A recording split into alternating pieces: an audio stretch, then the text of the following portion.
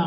এবার তার মা বলে, বেটা যুদ্ধে তুমি তরবারে দিয়ে যুদ্ধ করতে পারো না, কি সমস্যা, কলমের যুদ্ধ করবা, কলম দিয়ে পৃথিবীকে তুমি আন্দোলিত করবা।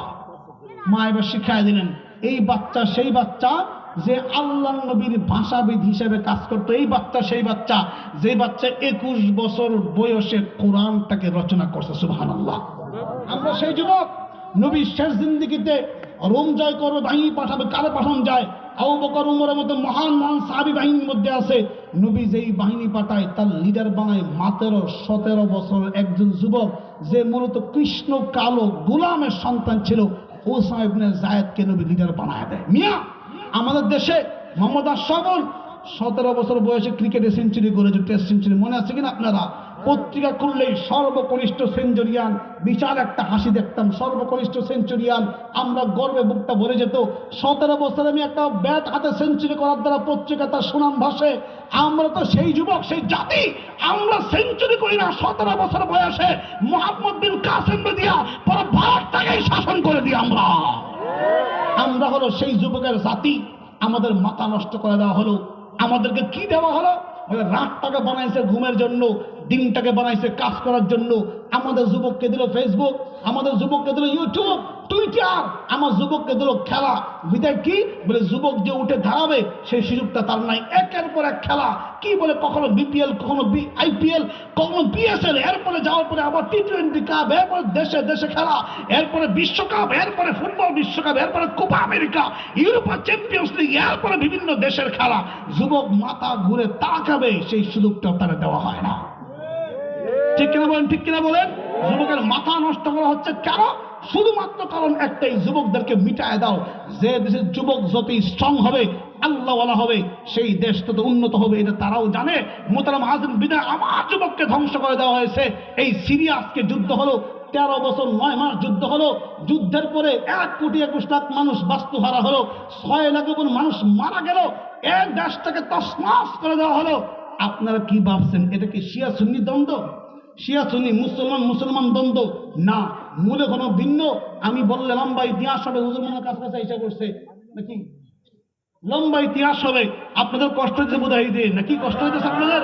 আর একটু বলা যায় কিনা, বলা যায়? হ্যাঁ, লম্বা ইতিহাস হবে, আমি এদিকে যাবো না, ছোট্ট করে বলি। মূলত সিরিয়া যুদ্ধটা কিসের যুদ্ধ, কে যুদ্ধ লাগাইলো, খুব ভালো করে বোঝার চেষ্টা করবেন। মোহতারাম হাজরিন, আমেরিকান একজন গবেষক উনি বললেন, you can not understand the conflict until you understand the what is the natural gas. বলে তুমি গ্যাসের বিষয়টা, গ্যাস সাপ্লাই, এই বিষয়টা বুঝা ছাড়া কোনোদিন সিরিয়া যুদ্ধের বিষয়টা বুঝবা না। কারণটা কি বলে, শুনো, সিরিয়া যুদ্ধ মূলত কোনো ধর্মীয় যুদ্ধই না, মূলত হলো গ্যাসটা হলো ফ্যাক্ট। কি গ্যাসটা ফ্যাক্ট? রাশিয়ার মৌলিক, ইউরোপের 90% জ্বালানি সমস্যা মেটাই হলো রাশিয়া, তার গ্যাস আর তেল দিয়া। 2009 সালের রিপোর্ট, রাশিয়া প্রতি মাসে $900 মিলিয়ন সে গ্যাস সাপ্লাই করে ইউরোপ থেকে ইনকাম করে। হঠাৎ করে ইউক্রেন যুদ্ধ লাগার, ইউক্রেনের সাথে দ্বন্দ্ব হলো 2010 সালে।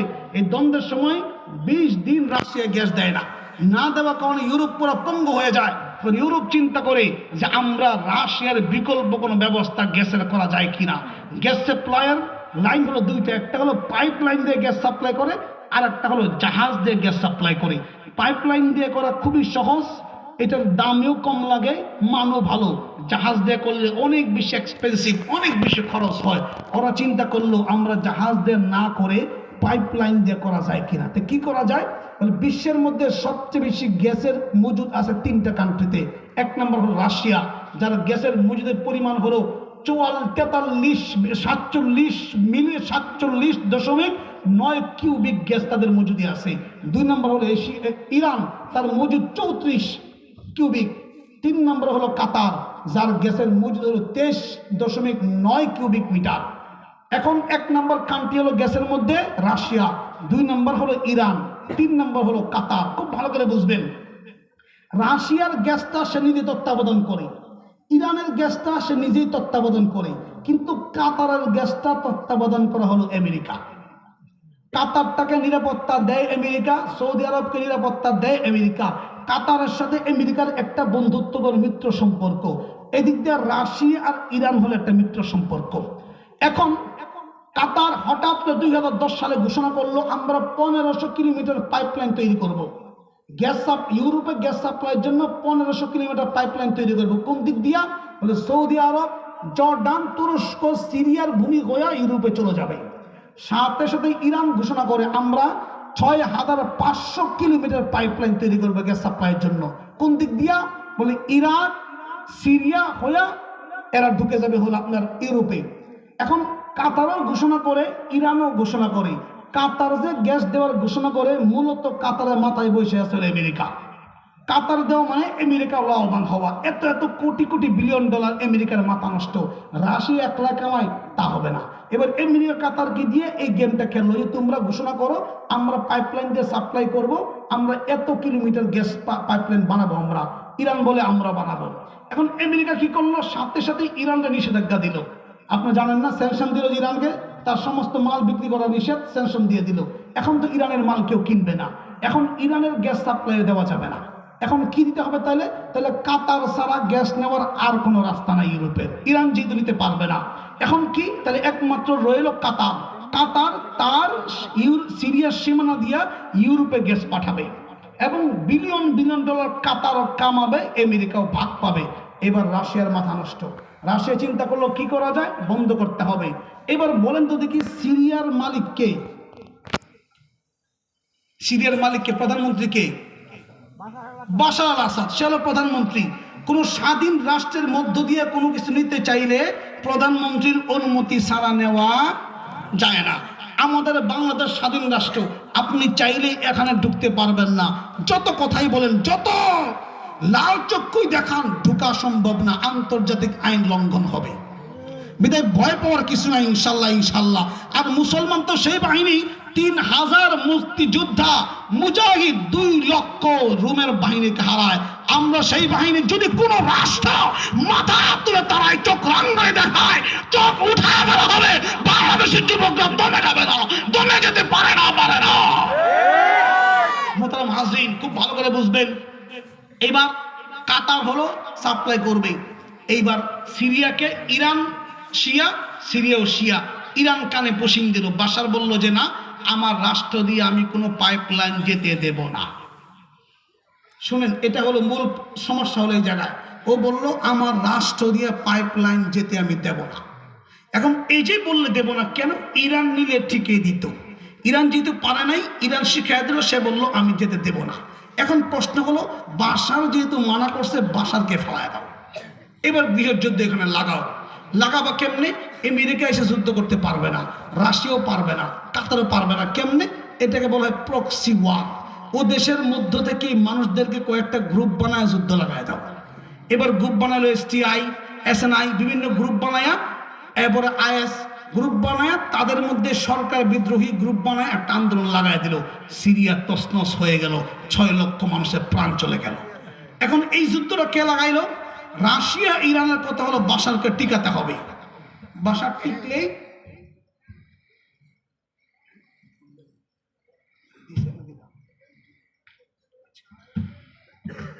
রাশিয়ার কথা হলো বাশারকে রাখতে হবে, ইরানের কথাও রাখতে হবে। কেন? সে থাকলেই আমরা গ্যাস পাইপলাইন বানাতে পারবো, সাপ্লাই করতে হবে। কাতারের কথা হলো আসাদ যেহেতু আমাদেরকে দেয় না, ওরে রাখা যাবে না। তুরস্কের কথা হলো ও যে দেয় না, ওরে রাখা যাবে না। এইবার এই মূলত মরলদের যুদ্ধ লাগছে। এটা হলো দাবার গুটি। সিরিয়া হলো দাবার গুটি, যুদ্ধ লাগছে মরলরা। সিরিয়া কারে বলা হয়? শামকে। শাম সেই দেশ যেখানে কিয়ামত হবে। শাম যেই দেশ, যেই দেশ সম্পর্কে আল্লাহ কোরআনে বলছে, বরকত নাজিল করছে। শাম তো সেই দেশ যেখানে ঈসা নামবে। শাম সেই দেশ যেখানে ইব্রাহিম বসবাস করে। শাম সেই দেশ যেখানে সুলাইমান বসবাস করে। শাম সেই দেশ যেখানে মুসা আলাইহিস সালাম বসবাস করেছে। শাম সেই দেশ যেখানে ঈসা এসেছে। শাম সেই দেশ যেখানে আমার নবী মুহাম্মদ রাসূলুল্লাহ ব্যবসায়িক সফর শামে পর্যন্ত করেছে। শাম সেই দেশ যেখানে কিয়ামত হবে। শাম সেই দেশ যেটা ফিলিস্তিন যেটাকে অন্তর্ভুক্ত করে, জর্দান যেটাকে অন্তর্ভুক্ত করে। পুরা জর্দান ফিলিস্তিন সবটা নিয়ে হলো একটা কান্ট্রি, তার নাম হলো সিরিয়া। এই সিরিয়াটাকে ধ্বংস করে দেওয়া হলো একমাত্র গ্যাসের কারণে। মূলত সমস্যা হলো অর্থনৈতিক সমস্যা। কিন্তু বাজাইলো কি শিয়া আর সুন্নি। শিয়া সুন্নি দ্বন্দ্ব কোত্থেকে আসছে, এটা আরেক ইতিহাস। পুরা সিরিয়ায় 74% সুন্নি, মাত্র 13% শিয়া। 13% শিয়া, 74% সুন্নিরা শাসন করেছে প্রায় 50 বছর। তার বাপে করছে 30 বছর, ছেলে করছে 24 বছর। কেমনে করলো এটা আর এক ইতিহাস। এখানে আমাদের বুদ্ধির অভাব রয়েছে, বিধায় এখানে আমরা হেরেছি। আমার সে কথা বলার উদ্দেশ্য নয়। আমি যে কথা বলতে চাইলাম, এখানে যুদ্ধটার মূল কারণ হলো অর্থনৈতিক কারণ, আর্থিক সমস্যা। আমার মায়ানমার থেকে প্রায় 10 লক্ষ মানুষ বাংলাদেশে এসছে, ঠিক না বলেন?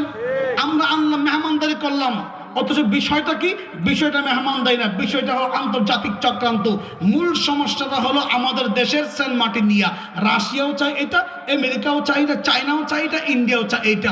মূলত ইন্ডিয়ার চায়নার মধ্যে একটা করিডোর, 3 মাইল করিডোর নিয়ে লাগছে ঝগড়া। এই ঝগড়া মিটাইবার জন্য চায়না বলছে তোমার সাথে আমার দ্বন্দ্ব হবে না, শর্ত হলো একটাই, মায়ানমারে মুসলমানদেরকে বাংলাদেশে ঢুকতে দাও, আমার ঝগড়া বন্ধ। ভারতবর্ষের ব্যবস্থা করতেছি, আমাদের ঝগড়া করার দরকার নাই। এই যে 10 লাখ মুসলমান বাংলাদেশে ঢুকছে, ইন্টারন্যাশনাল অনেক জিওপলিটিক্স বলে এটাকে, অনেক গভীরের চক্রান্ত। আমার কথা হলো, যত চক্রান্ত হয় গুটির সকল সমস্যার মধ্যে পড়ি হলো আমরা মুসলমান, ঠিক না বলেন? আমার দেশকে গুটি দাবার গুটি বানানো হয়। কারণটা হলো এক জায়গায়। নবী বলছে আলাইকুম বিল জামা, তোমরা জামাতবদ্ধ হয়ে থাকো, একসাথে থাকো। খুব ভালো করে বুঝবেন। আজকে আমরা শুনলাম গতকালকে 4টা লোক ইস্তেমার ময়দানে শহীদ হয়ে গেছে, ঠিক কিনা বলেন? ঠিক কিনা বলেন? শহীদ হয়ে গেছে, 4টা লোক শহীদ হয়ে গেছে। মৌলিক বিষয়টা কি? আপনি কি মনে করছেন এটা কি ওই মানে কি বলে এটাকে সাদানি আর ওই যে আপনার যে এটা হাতে ওয়াজাহাতি সমস্যা এখানে? না না, 50 বছর আগের চক্রান্ত। ইসরায়েল মিটিং করেছে, মুসলমানদের একটা দল পুরো পৃথিবী আলোকিত করে ফেলছে, পিঠ হাতায়া দিনদার বানায় ফেলতেছে। পুরা বিশ্বে সবচেয়ে গ্রোয়িং রিলিজিয়ন, সবচেয়ে বেশি ধর্ম গ্রহণ করতে ইসলাম ধর্ম। এদেরকে দমানো যায় কি করে? পুরা বিশ্ব একটা জামাত তাক লাগায় দিছে, ধ্বংস করা যায় কি করে? তখন চক্রান্ত, এটার কয়েকটা গ্রুপ বানায় দাও। 50 বছর আগের চক্রান্ত বর্তমানে বাস্তবায়ন হচ্ছে। বাংলাদেশকে এই ইস্তেমা, ভারত চেয়েছে ইস্তেমা, পাকিস্তান চেয়েছে, মালয়েশিয়া চেয়েছে, সর্বশেষ বাংলাদেশ ইস্তেমাটা আল্লাহর বদৌলতে পেয়েছে। এখন বিষয়টা হলো, এখানে ব্যবসা হয়, আর্থিক লেনদেন হয়, ভিসা প্রসেসিং হয়, অনেকগুলো আর্থিক ব্যাপার জড়িত। এখন পার্শ্ববর্তী একটা রাষ্ট্র চায় বাংলাদেশের ইস্তেমাটা আমরা নিয়ে এসে পড়ি। খুব ভালো করে বুঝবেন, ইস্তেমাটা আমরা নিয়ে এসে পড়ি। এই বিষয়টা এখানে সামনে এনে একজন ব্যক্তিকে কেন্দ্র করে 4টা লোক, 8টা লোক, 10টা লোক, 100 লোক আহত হয়। আপনার সাথে আমার সর্বশেষ একটা কথা, বুঝলে খুব ভালো করে বলবেন। সাদ সাহেব নবী সাহাবী? আল্লাহ নবী বলছে, কেউ যদি প্রাণ দিতে চায় একমাত্র নবীর জন্য, বাইরে প্রাণ দেওয়া জায়েজ নাই।